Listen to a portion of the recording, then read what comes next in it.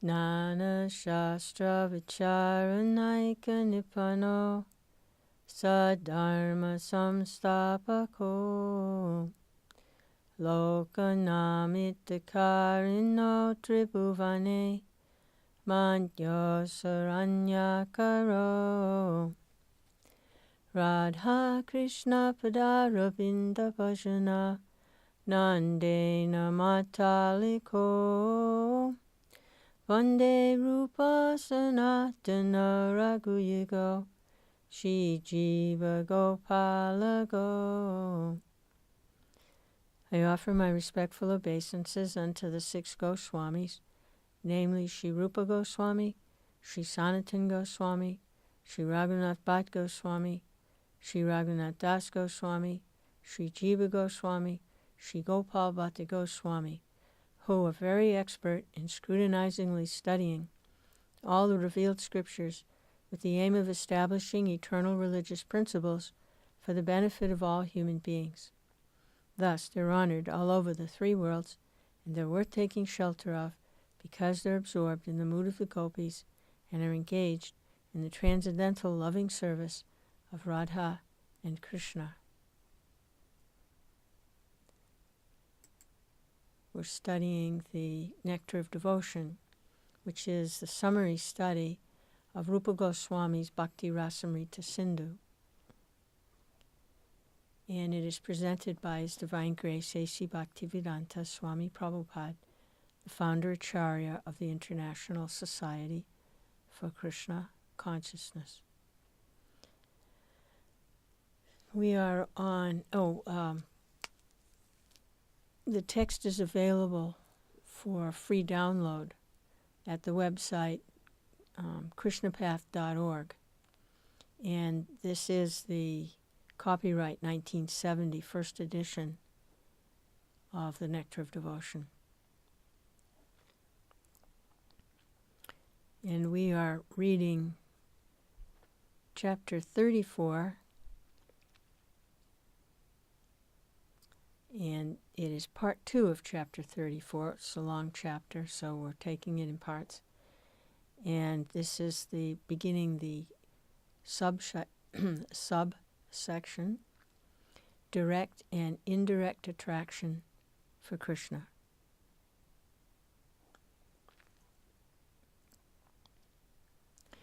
Transcendental pleasure derived from devotional service can be divided into two groups: direct devotional service and indirect devotional service.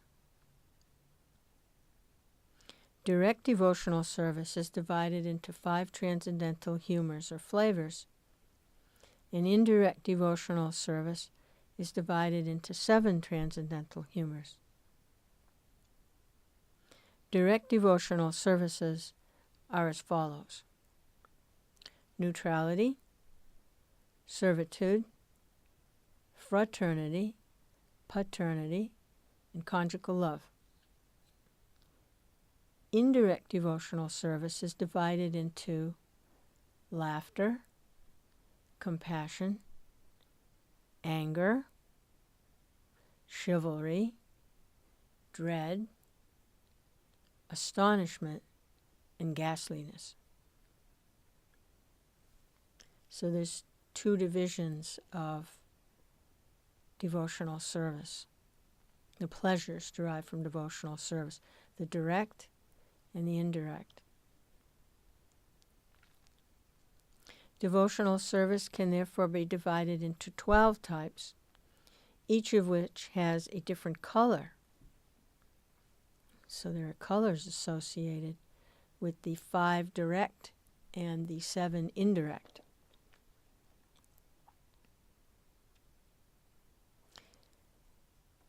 The 5 direct,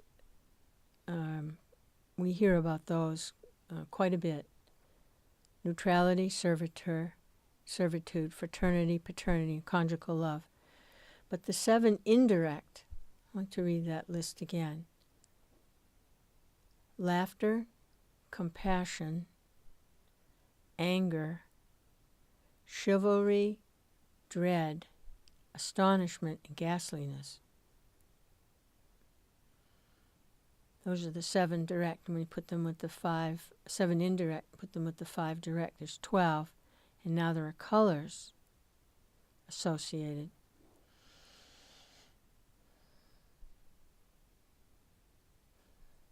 And the colors are white, multicolored, orange, red, light green, gray, yellow, off-whitish, smoky, pink, black, and cloudy. The 12 different kinds of transcendental humors are controlled by different incarnations of God, such as Kapila, Madhava, Upendra, Nishinga, Nandanandana, Balaram, Kurma, Kalki, Raghava, Bhargava, Varaha, and Matsya.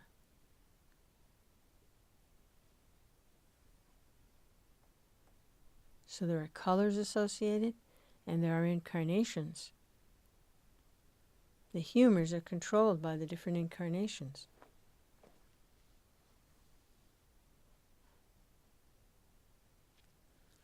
Sustenance, manifestation, expansion, reflection, and lamentation are the 5 visible symptoms of exchanges of ecstatic love.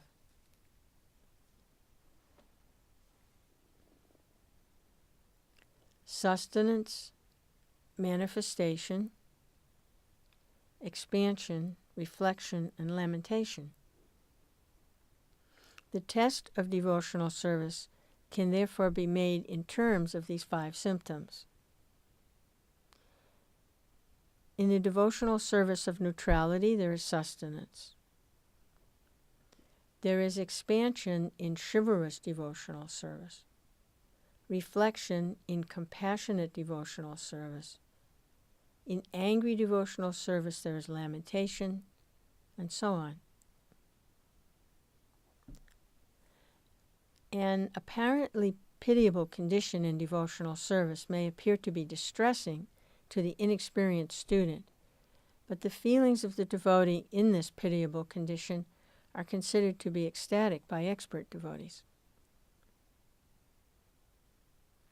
For example, the subject matter of the Ramayan is sometimes considered to be pitiable and distressing to the heart. But actually, that's not the fact. The Ramayan narrates how Lord Ram was sent to the forest by his father just when he was going to be enthroned. After Lord Ram's departure, Maharaj Dasarath, his father, died. In the forest, his wife Sita Devi was kidnapped by Ravana, and there was a great war. When Sita Devi was finally delivered from the clutches of Ravana, Ravana's whole family and kingdom and Ravana himself were vanquished.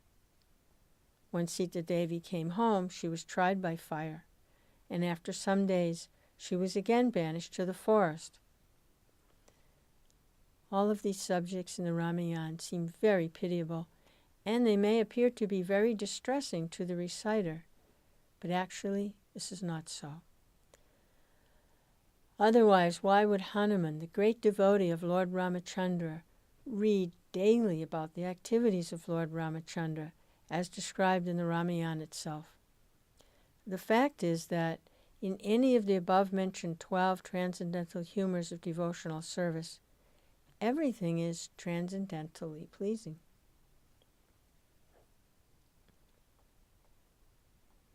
And there's nothing material about these activities. They're relishable, even though it may look like a distressing situation. It may seem very pitiable.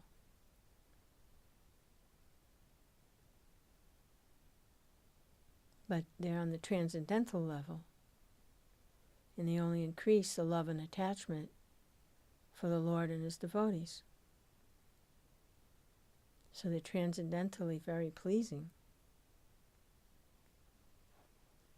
The spiritually surcharged with love and devotion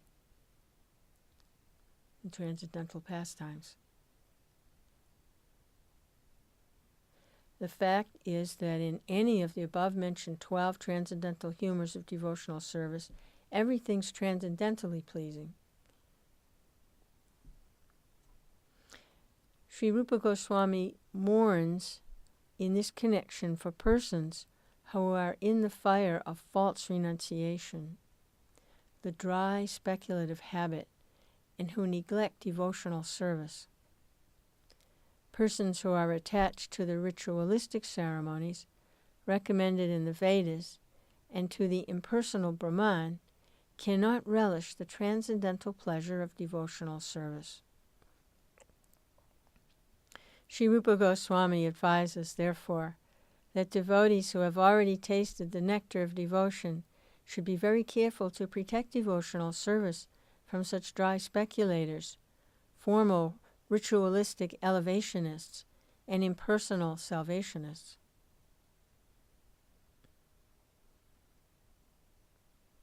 Devotees should protect their valuable jewel of spiritual love from the clutches of thieves and burglars. In other words, a pure devotee should not describe devotional service and its different analytical aspects to dry speculators and false renouncers. And there's also the offense to the chanting of the holy name, to instruct a faithless person about the glories of the holy name.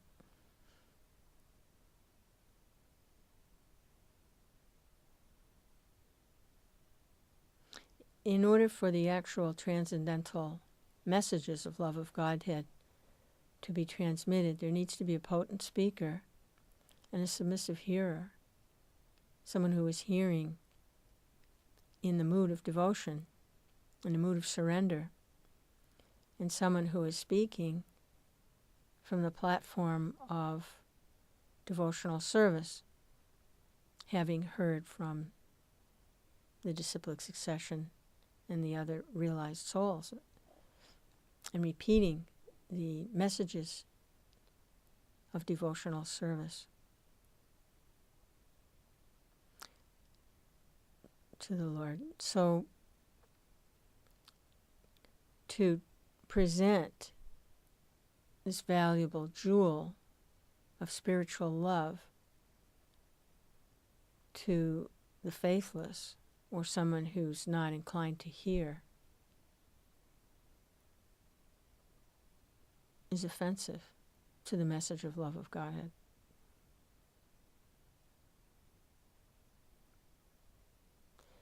Now, there's a difference between performing public kirtan, sankirtan publicly, amidst the people in general. That is the recommended sacrifice, is to perform publicly the chanting of the holy names. And that pleases Krishna. And then those that are nearby, they can hear. So it enters their ear holes. So it enters, their ears are like snake holes. Holy name enters the ear hole. Where they're really like snake holes. And they get the benefit of hearing the holy names performed in the public sankirtan.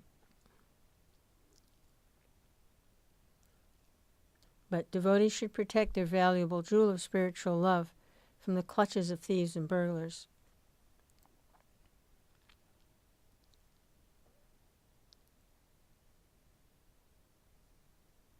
Be very careful to protect from dry speculators and ritualistic elevationists and impersonal salvationists. Such people have no appreciation or no way to enter into the mood of devotion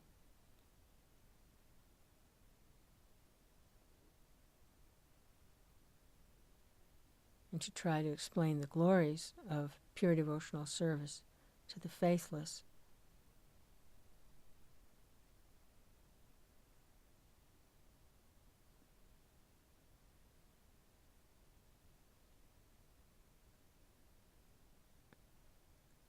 is not recommended.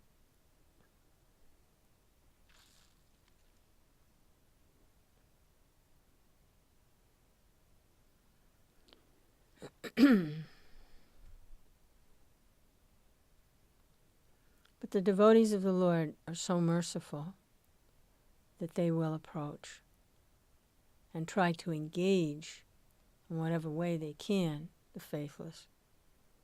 They can just hear the name of Krishna, they can say Krishna's name even once, or if they can take some transcendental literature, spiritual literature. So the devotees of the Lord are so merciful that they take that risk for spreading the glories of the Lord.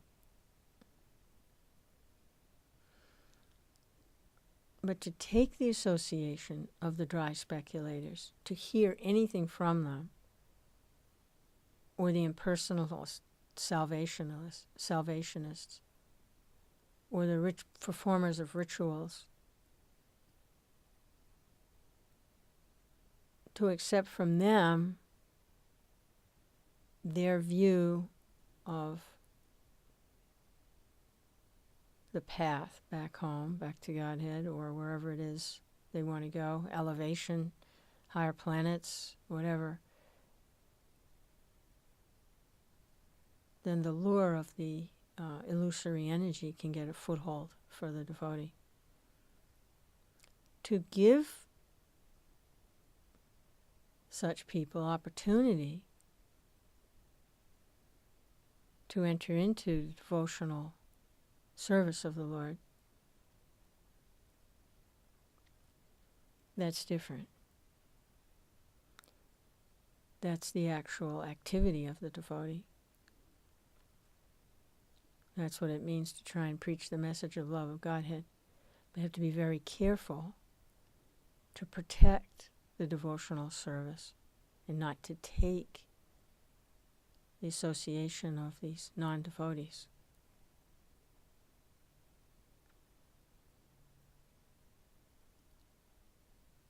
From the clutches of thieves and burglars.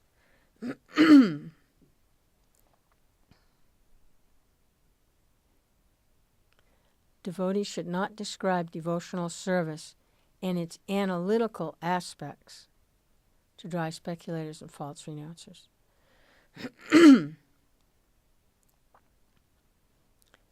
For that, there's the message of Bhagavad Gita. First, the persons have to be on the platform of being able to distinguish spirit from matter and to begin to accept that devotional service is a goal that's higher than simply liberation. So Rupa Goswami is discussing here these analytical aspects, these finer sentiments, laughter, and the 5 direct pleasures associated with devotional service, 7 indirect. So for persons who do not accept that the personality of Godhead is the absolute truth, persons who are firmly fixed on their paths of speculation and ritualistic performances and salvation, they're not ready for this. These discussions are for the devotees. They're not for the non-devotees. These discussions are for the devotees.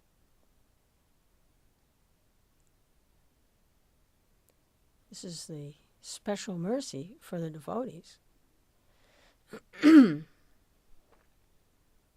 Those that do accept Krishna consciousness are trying to engage in devotional service, do have some appreciation of the dangers of the cycle of birth and death repeated lifetime after lifetime in the material creation.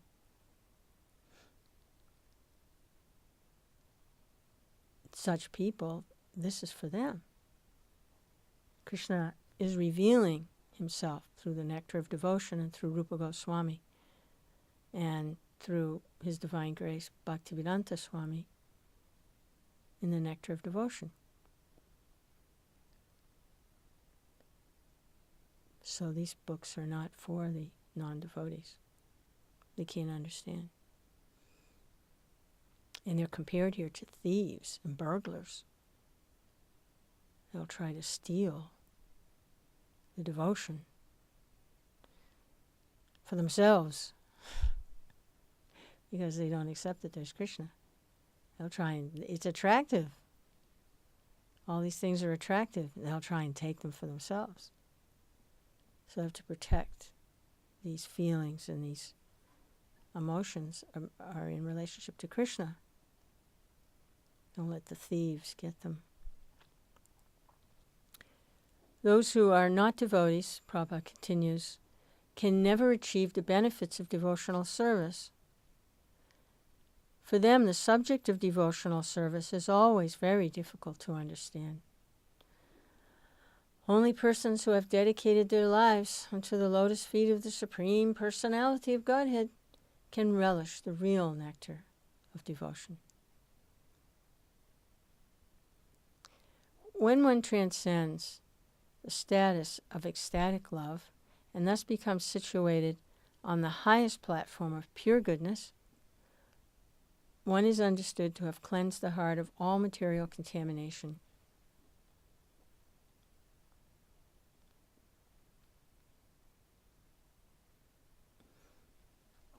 In that pure stage of life, one can taste the nectar, and this tasting capacity is technically called ras, or transcendental mood.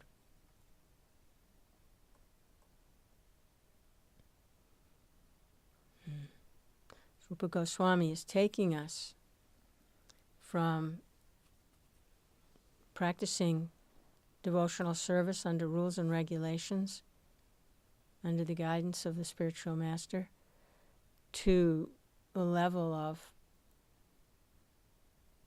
actually beginning to taste love of God.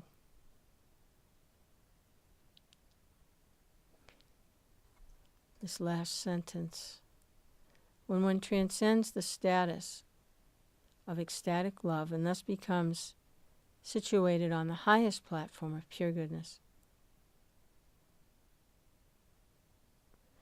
he has cleansed the heart of all material contamination. So, saying here, one transcends ecstatic love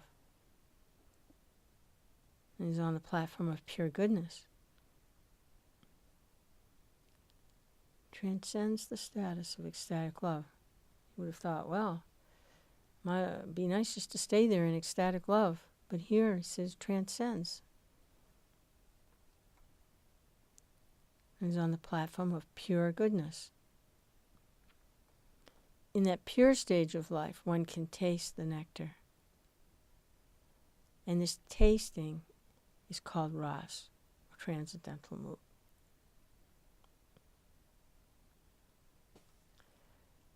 Thus end the Bhaktivedanta summary study of the second division of Bhakti Rasamrita Sindhu in the matter of general devotional service. Well, you wouldn't think you could go any higher than this, but it looks like there's more to go, because there's more to go.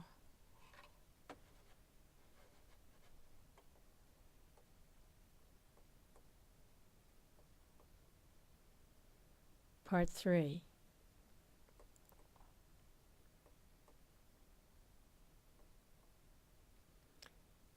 Chapter 35. Neutral love of God. So he's going to go into depth now in each of the different, there are 12 divisions of ecstatic love. 5 direct, 7 indirect. And Rupa Goswami is going to go into detail and give examples from the Bhagavatam and the other scriptures of the individually, each one. So we're starting out with neutrality, neutral love of God. Sri Rupa Goswami offers his respectful prayers to the eternal, supreme personality of Godhead, who is always so beautiful and for whom the pure devotees are always engaged in loving transcendental service. This third division of Bhakti Rasamrita Sindhu describes the 5 primary kinds of devotional service, namely neutrality, servitude, fraternity, parenthood, and conjugal love. These 5 items will be very elaborately explained here, and thus they have been figuratively described as the 5 waves on the western side of this ocean of nectar of devotion.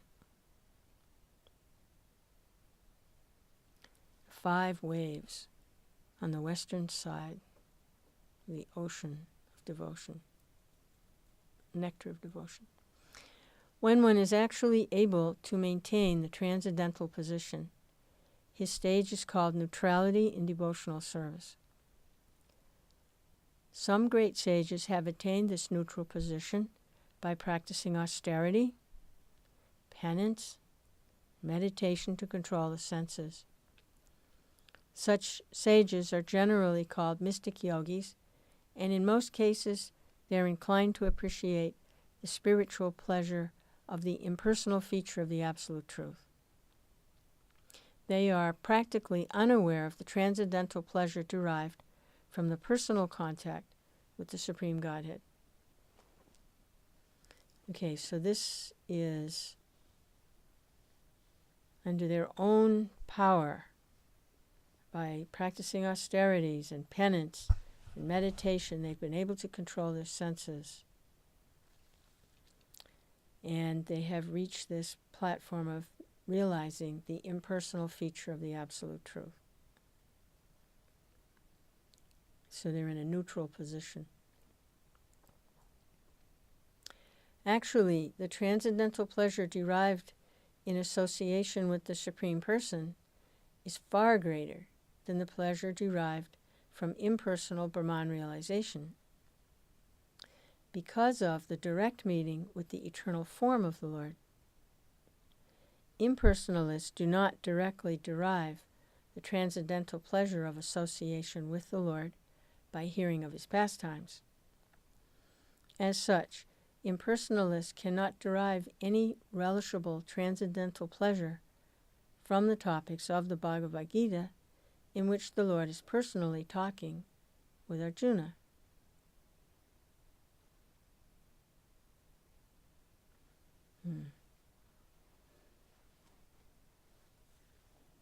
So they don't have a direct meeting with the eternal form of the Lord.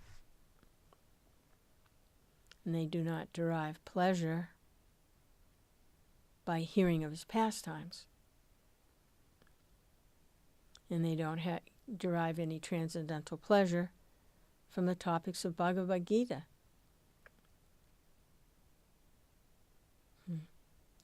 The basic principle of their impersonal attitude does not allow them the transcendental pleasure which is relished by a devotee, whose basic principle of understanding is the Supreme Person.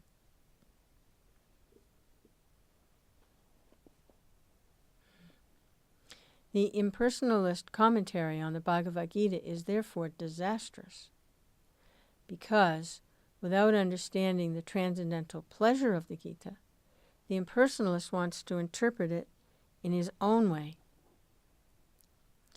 If an impersonalist can, however, come in contact with a pure devotee, his transcendental position can be changed for greater elevation. Great sages are therefore recommended to worship the form of the Lord in order to achieve that highest transcendental pleasure.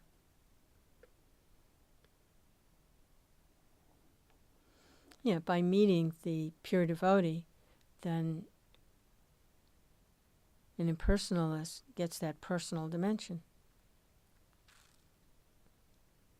The best they've been able to do on their own is to come to an impersonal realization of the Absolute Truth. But if they have the association of a pure devotee of the Lord, then the dynamics change. They have access to the devotional platform through the pure devotee. They can't get there on their own. That's just the way it works.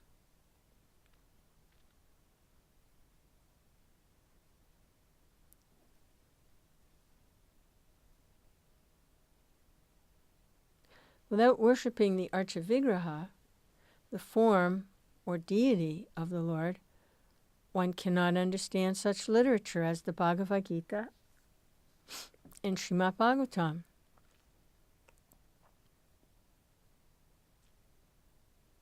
For those great sages situated in the position of transcendental neutrality, the beginning should be to take shelter of Lord Vishnu, the four-handed eternal form of the Supreme Personality of Godhead.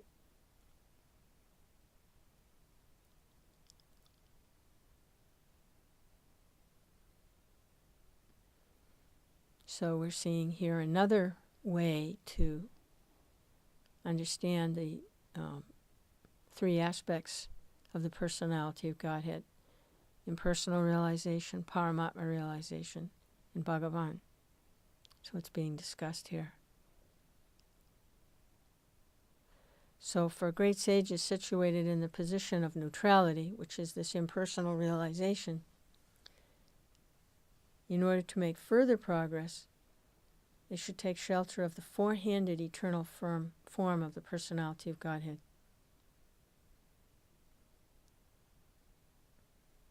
So this is the Paramatma feature within the heart.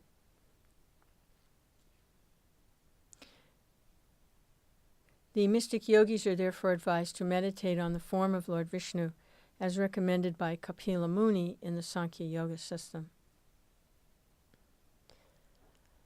Unfortunately, many mystic yogis try to meditate on something void, and as is stated in the Gita, the result is they simply undergo trouble and do not achieve any tangible result.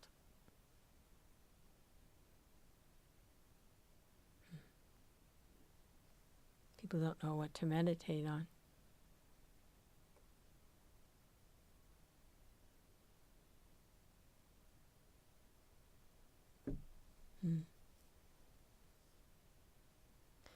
Without worshipping the Archavigraha, the form or deity of the Lord, one cannot understand Bhagavad Gita and Srimad Bhagavatam.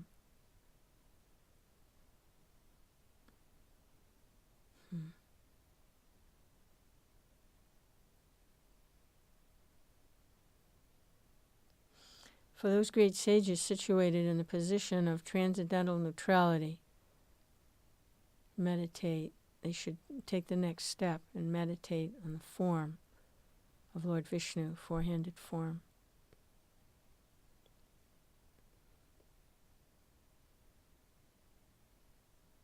Unfortunately, many of these mystic yogis try to meditate on something void and do not achieve any tangible result. When some great saintly persons who had undergone penances and austerities saw the four-handed, transcendental form of Vishnu, they began to remark as follows, quote, "This four-handed form of the Lord, manifested in a bluish color, is the reservoir of all pleasure and the center of our living force. Actually, when we see this eternal form of Vishnu, we, along with many other Paramahamsas, become immediately captivated by the beauty of the Lord." End quote.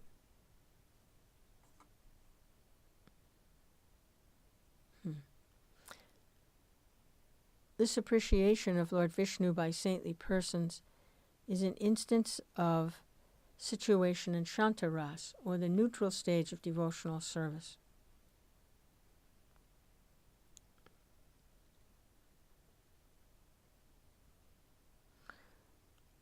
Okay, so the impersonalists, their in a kind of neutral stage. But when they meditate on the four-handed form of the Lord, and the Lord is pleased by their meditation, and they appreciate by realization this Vishnu form of the Lord within the heart, then they're situated in Shantaras. And that's the neutral stage of devotional service. Because there can't be any devotional service without the form of the Lord. So those that are in the impersonal realization, they have to come to the next stage to actually be situated in Shantaras. In the beginning, those who are aspiring for salvation try to get out of the material entanglement by performing painful austerities and penances. Ultimately, they come to the impersonal status of spiritual realization. At this Brahma Bhuta stage of liberation from the material entanglement, the symptoms, as explained in Bhagavad Gita, are that one becomes joyous beyond any hankering or lamentation and gains a universal vision. When the devotee is situated in the Shantaras, or neutral stage of devotional service, he appreciates the Vishnu form of the Lord. So Brahma Bhuta is liberation. The person becomes joyous, doesn't have any lamentation or hankering, and gains a universal vision. But when such a devotee meditates on the form of the Lord within the heart, he's situated in Shantaras. Can't be any rasa without the form of the Lord. Actually, all Vedic culture is aiming at understanding Lord Vishnu. In the Rig Veda, one mantra says that any advanced saintly person is always aspiring to be fixed in meditation upon the lotus feet of Vishnu.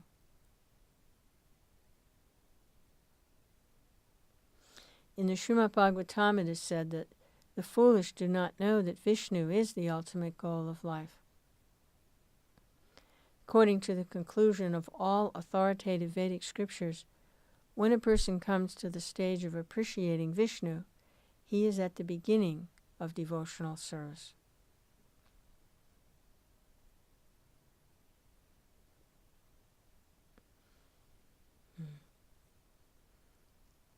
So the foolish, they don't know that the ultimate goal of life is Vishnu. But when a person comes to the stage of appreciating Vishnu as the goal of life, he's the beginning of devotional service.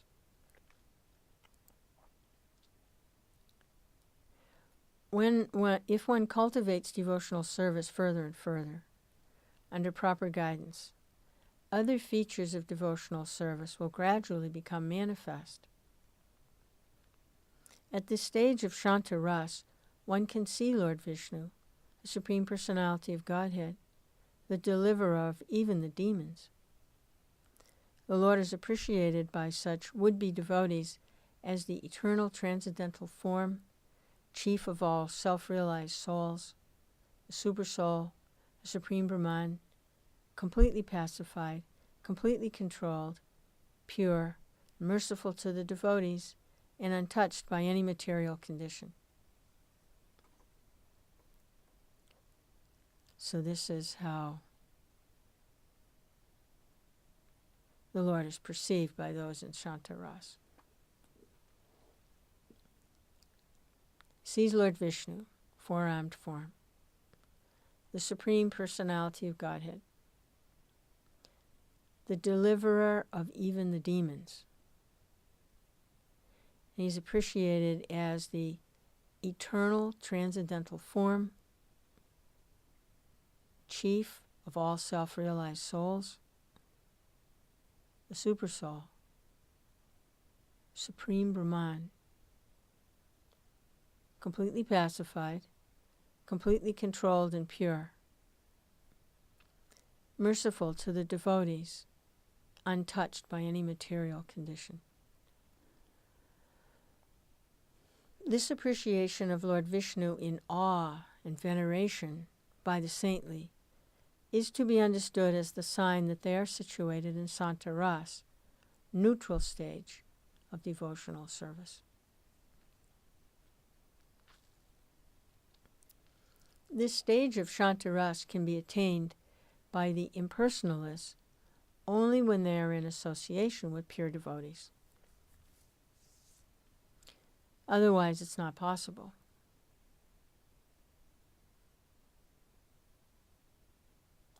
After Brahman realization, when a liberated soul comes in contact with a pure devotee of Lord Krsna and submissively accepts the teachings of Lord Krsna without misinterpretation, he becomes situated in this neutral stage of devotional service.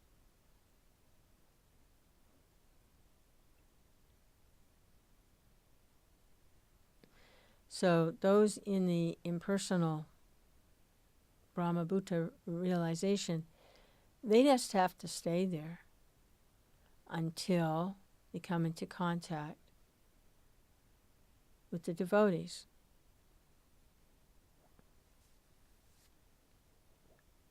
Because that is the devotional atmosphere, is the devotee and devotees.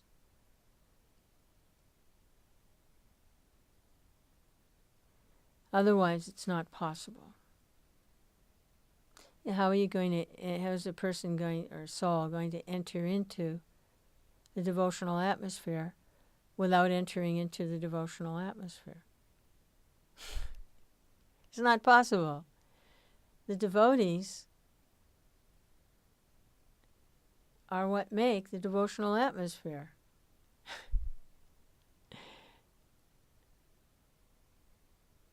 So without contacting the devotees, you can't contact the devotional atmosphere.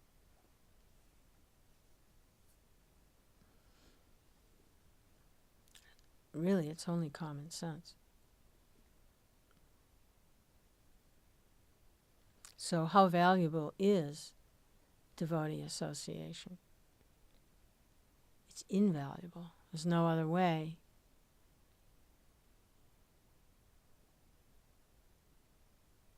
to enter into the devotional service of the Lord than to enter through the devotional representative of the Lord. Because that's where the devotional service resides, in the devotees.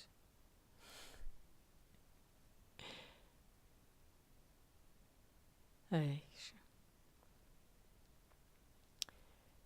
So, after Brahman realization, when a liberated soul comes in contact with a pure devotee of Lord Krsna and submissively accepts the teachings of Lord Krsna without misinterpretation, becomes situated in the neutral stage of devotional service. The best example of saintly persons situated in Santa Ras are Shaunaka, Shanatan, Sananda, and Sanat Kumara, the Kumara brothers. These four saintly persons, known as Chatushan, were sons of Lord Brahma. After their birth, when they were ordered by their father to become householders and increase human society, they refused the order. They said that they had already decided not to become entangled with family life. They would rather live as saintly brahmacharis for their own perfection. So, these great saints have been living for millions of years now. Their complexions are very fair, there is an effulgence in their bodies, and they always travel naked. These four saintly persons almost always remain together.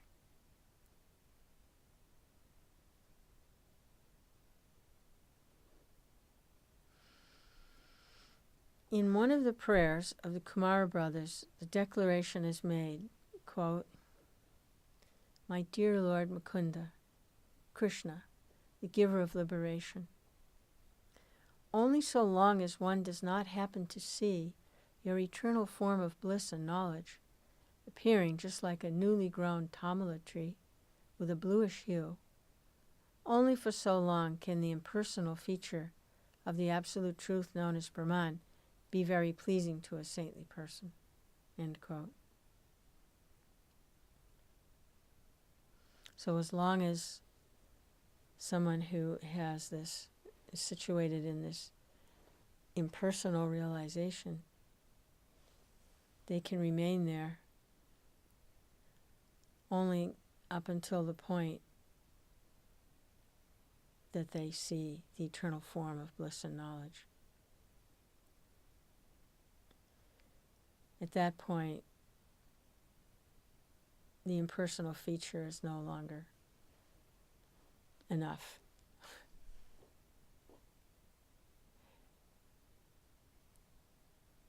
The desire for relationship with the Supreme Lord through loving service then becomes more attractive.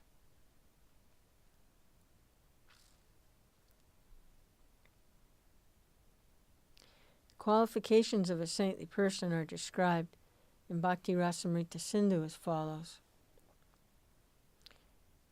A saintly person is one who understands fully that simply by discharging devotional service he can become confident of liberation.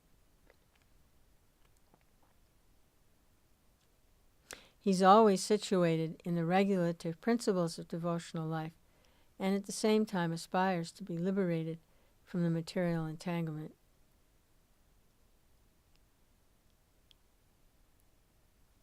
And read that again. Qualifications of a saintly person.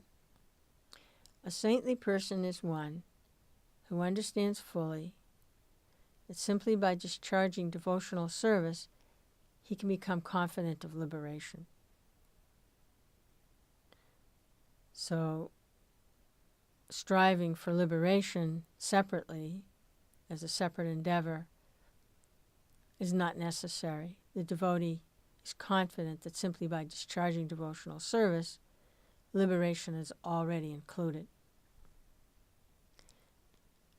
He's always situated in regulative principles of devotional life, and at the same time aspires to be liberated from the material entanglement.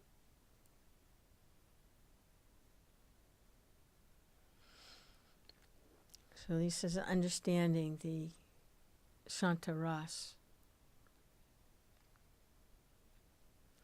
A saintly person thinks like this, quote, "When shall I be able to live alone in the caves of the mountains? When shall I be dressed simply with undergarments?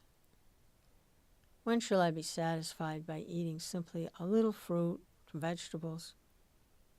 When will it be possible for me to always think of the lotus feet of Mukunda, who is the source of the Brahman effulgence?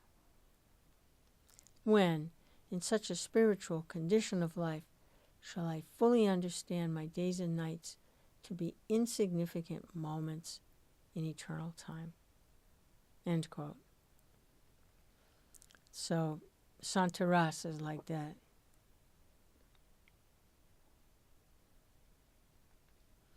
When will it be possible for me to always think of the lotus feet of Mukunda, who is the source of the Brahman effulgence?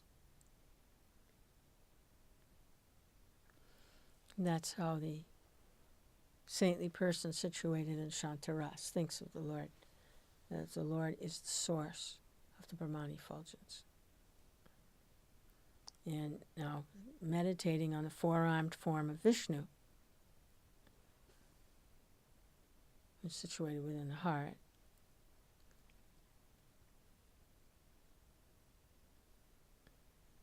Expanded. There's an expansion of the four-armed form of Lord Vishnu within the heart.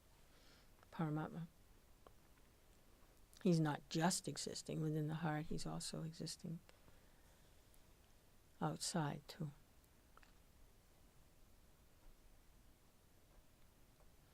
The devotee and self-realized persons who are engaged in preaching the glories of the Lord always maintain an ecstatic love for the Lord within their hearts.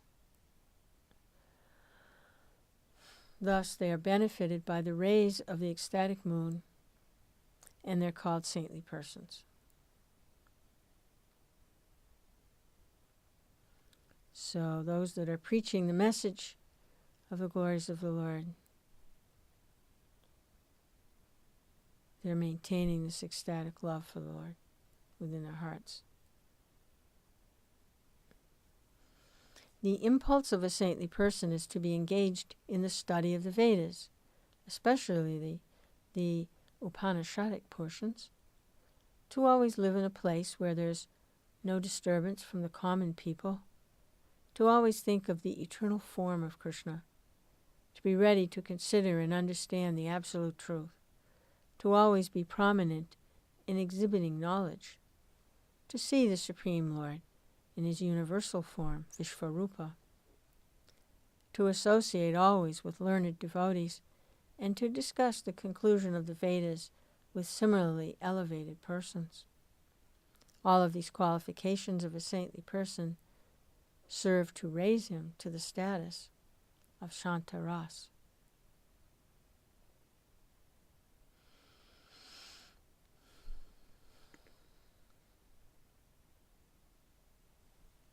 In the Bhakti Rasamrita Sindhu, it is stated that all those who attended the pious meeting held by Lord Brahma for the study of Vedic literature, like the Upanishads, became overwhelmed with ecstatic love for Krsna, the chief of the Yadu dynasty.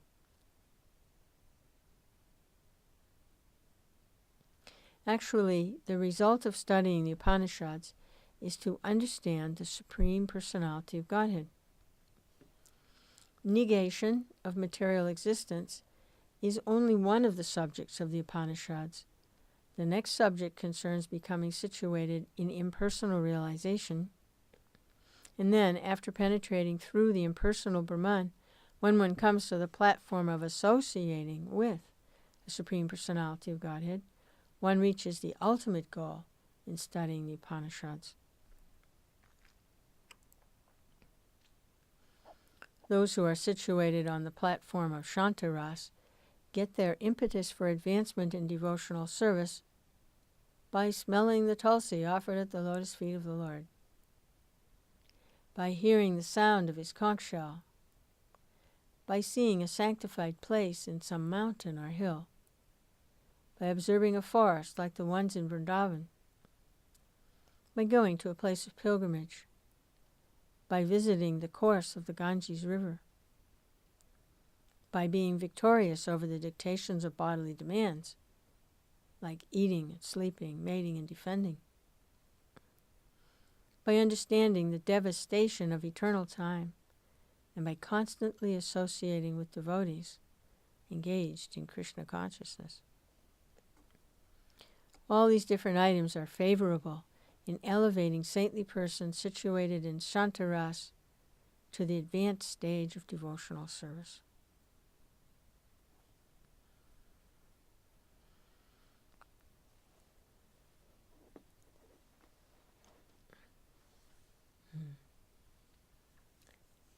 Smelling the tulsi offered at the lotus feet of the Lord, hearing the sound of his conch shell, seeing a sanctified place in a mountain or hill, observing like a forest like the one in Vrindavan, going to a place of pilgrimage, visiting the Ganges River, being victorious over the dictations of bodily demands, by understanding the devastation of eternal time, and constantly associating with devotees engaged in Krishna consciousness.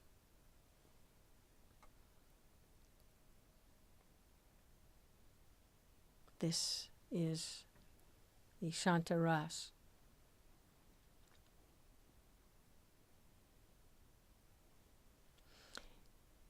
In the 3rd canto, 15th chapter, 43rd verse of Srimad Bhagavatam, there's a statement by the 4 saintly persons known as the Chatushan, headed by Shanaka Kumar.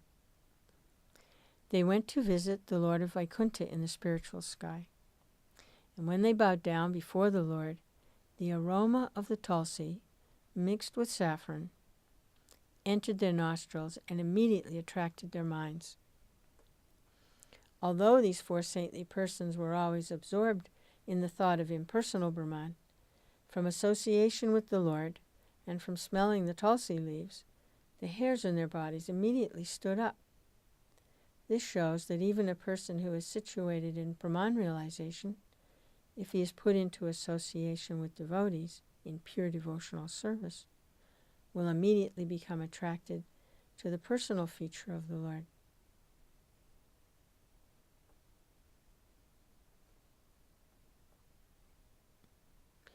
There are certain symptoms of great sages who are situated in Shantaras devotional service, and these symptoms are exhibited as follows. They concentrate their eyesight on the tip of the nose, and they behave just like an avaduta.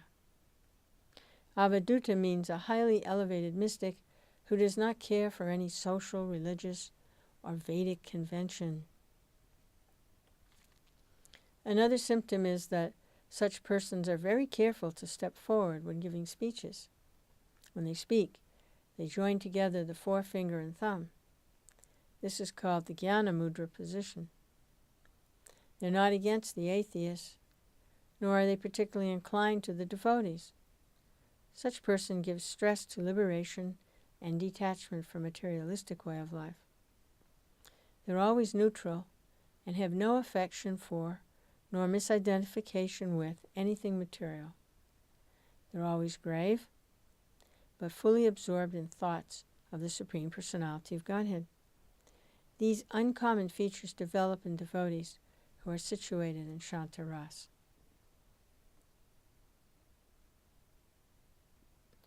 Regarding concentration of the eyesight on the tip of the nose, there's a statement in Bhakti Rasamrita Sindhu by a devotee who observed this being performed by a yogi. He remarked, quote, "This great sage is concentrating his eyesight on the tip of his nose. From this it appears that he's already realized the eternal form of the Lord within himself." End quote.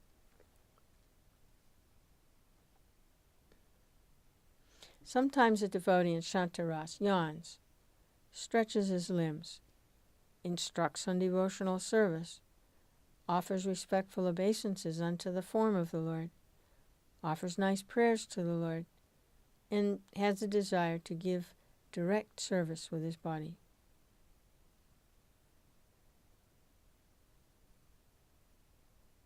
These are some of the common symptoms of the devotee who is situated in neutrality. So, yawning, stretches his limbs, instructs on devotional service, offers respectful obeisances to the form of the Lord, offers nice prayers to the Lord, and has a desire to give direct service with his body. One devotee, after observing the yawning of another devotee, addressed him thus, quote, "My dear mystic, I think that within your heart there is some ecstatic devotional love which is causing you to yawn." End quote. It is sometimes found that a devotee in Shantaras falls down on the ground. His hairs stand up on his body, trembles all over. In this way, different symptoms of ecstatic trance are exhibited automatically by such devotees. In Bhakti Rasamrita Sindhu it is stated that when Lord Krsna was blowing his conch shell known as Panchajanya, many great sages who were living in the caves of the mountains immediately reacted, being awakened from their trance of meditation. They immediately saw that the hairs of their bodies were standing. Sometimes devotees in Shantaras become stunned, peaceful, jubilant, deliberate, reflective, anxious, dexterous, and argumentative. These symptoms indicate continuous ecstasy or established emotion.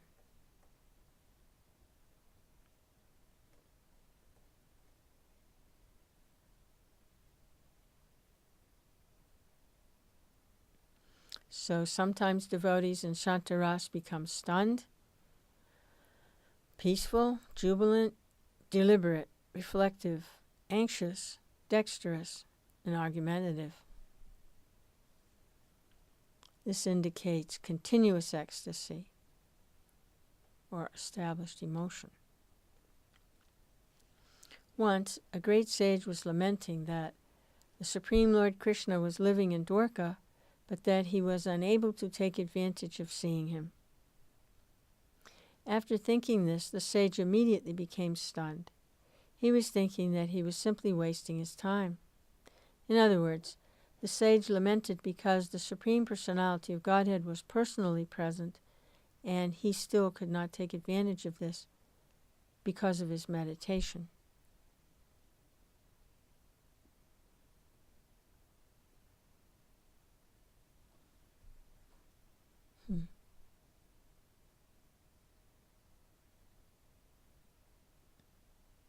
It's interesting. When a mystic is transcendental to all kinds of mental concoctions and is situated in Brahman, his state is called trance, beyond the influence of material conception of life. In that stage, when one hears about the transcendental pastimes of the Lord, there may be shivering in the body.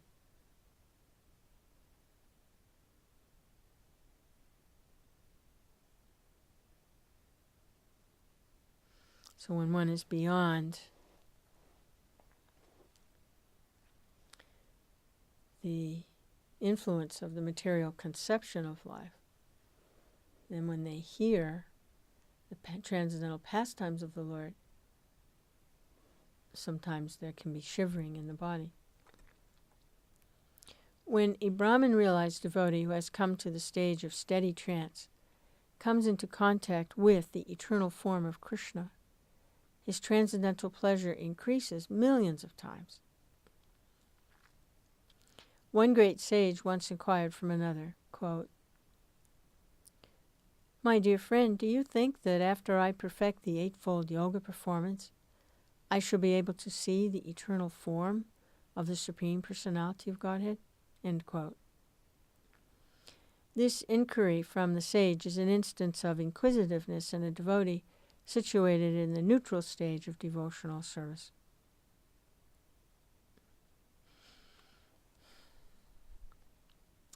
When Lord Krishna, along with his elder brother Balaram and sister Subhadra, came to Kurukshetra in a chariot on the occasion of a solar eclipse, many mystic yogis also came.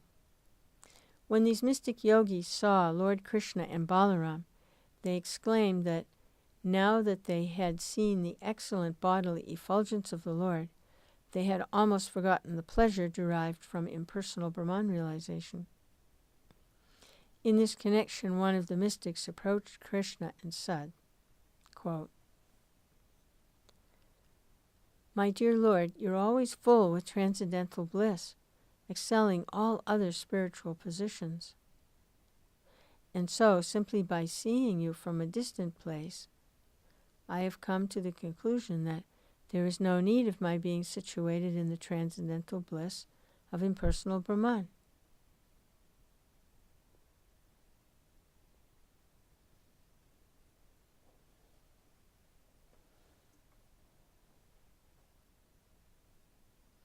And that was like the earlier, one can only remain in feeling happy and satisfied in Brahman realization until the point that sees Krishna. So simply by seeing you from a distant place, I've come to a conclusion there's no need of my being situated in the transcendental bliss of impersonal Brahman. When a great mystic was once awakened from his meditative trance by hearing the vibration of Krishna's Panchajanya conch shell, the mystic became overpowered.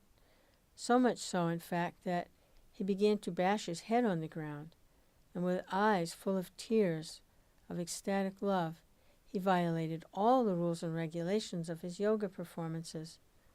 Thus, he at once neglected the process of Brahman realization. And that was simply by hearing the conch shell of the Lord.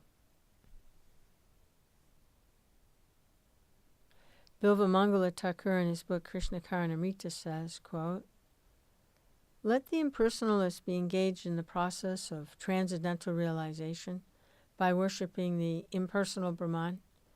Although I was also initiated into that path of Brahman realization, I have now become misled by a naughty boy, one who is very cunning, who is very much attached to the gopis, and who has made me his maidservant. So I have now forgotten the process of Brahman realization." End quote.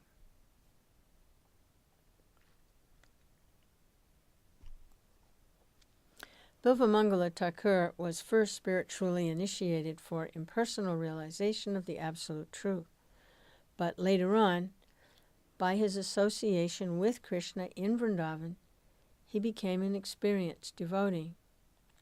The same thing happened to Sukadeva Goswami, who also reformed himself by the grace of the Lord and took to the path of devotional service, giving up the way of impersonal realization. Sukadeva Goswami, Bilvamangal Thakur's giving up of the impersonal conception of the Absolute Truth and taking to devotional service are the best examples of devotees being situated in the neutral state.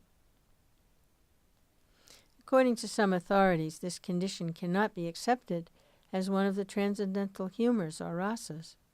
But Srila Rupa Goswami says that even if one does not accept it as a transcendental humor, one must still accept it as the beginning position of devotional service. However, if one is not further raised to the platform of actual service to the Lord, he's not considered to be on the platform. He is not considered to be on the platform of transcendental mellow.